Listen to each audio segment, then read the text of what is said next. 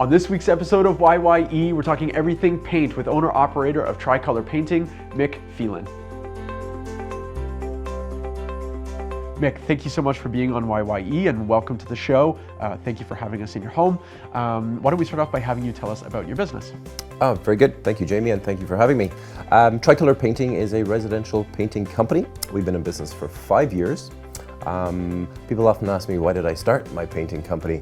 As a homeowner, I've lived at Yonge and Eglinton for 15 years, and I had experienced some tradespeople who I thought I could have done a lot better than, and my background allowed me to bring a new approach to that. So I'm quite passionate about what I've created with TriColour Painting. So Mick, what would you say are some of the biggest mistakes that people make when they're deciding to repaint their house? Oh wow, that's a fun question. I guess I get my knowledge from the homeowners that I meet on a daily basis.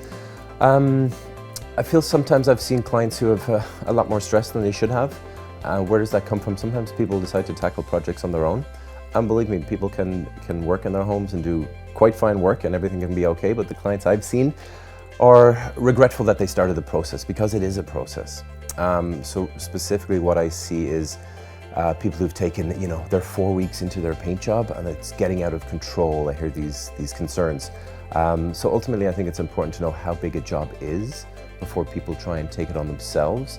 And then on the other side, people will come to me and they've brought in painting companies, sometimes based on cost, sometimes I'm not sure why, and there's been problems. Things have come to a head, people have walked off jobs, people have had negative experiences, and again, I'm just seeing the emotions from my customers, and they're totally negative emotions. So something I try and bring to the equation is my communication and the experience that I offer to my customer. I'm a homeowner, it's not rocket science for me. How would I like to be treated? And I have high levels of referrals and repeat business from my customers, so I know that I'm doing the right thing with them. Do you see anyone, I guess kind of commonly or regularly making mistakes with choosing certain colors in certain rooms, or too dark or too light, or? Sure, I mean, color can be subjective, right? Different people like different things, and I'm totally aware of that. Mistakes that people make sometimes can be subtle mistakes. Sometimes they wanted more than what they're left with, and what I mean by that is maybe they choose an accent wall color and they think they want something to be bold, and then when it's up, it's not quite there and they're a little disappointed.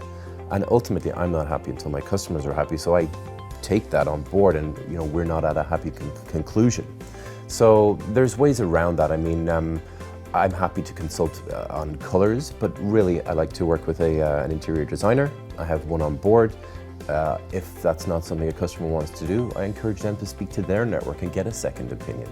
And on a very simple level, I would encourage people to buy samples, get them up on the wall, see them at nighttime, see them during the day, because their colors can be moody, we call them. They're moody, they change based on light. So really, people need to have a think about what they're planning before they pull the trigger. And on the subject of colors, what are some of the color trends that have just kind of come up? I know they tend to change from year to year, so what are the new color trends? Yeah, I mean, Benjamin Moore is a market leader, someone I use a lot of their materials. I feel like the color of the year can be a bit of a marketing push. It's something to get the industry talking, get people excited. Like, for example, this year's color is called Fresh Start, I believe. It's got a pink hue to it, so straight away that's not great for a lot of people. But I think I should talk about probably color trends and things that I've been seeing and we've been doing over the last couple of years. There's totally a big move for neutral, soft tones, so they can be whites or light grays. They're modern.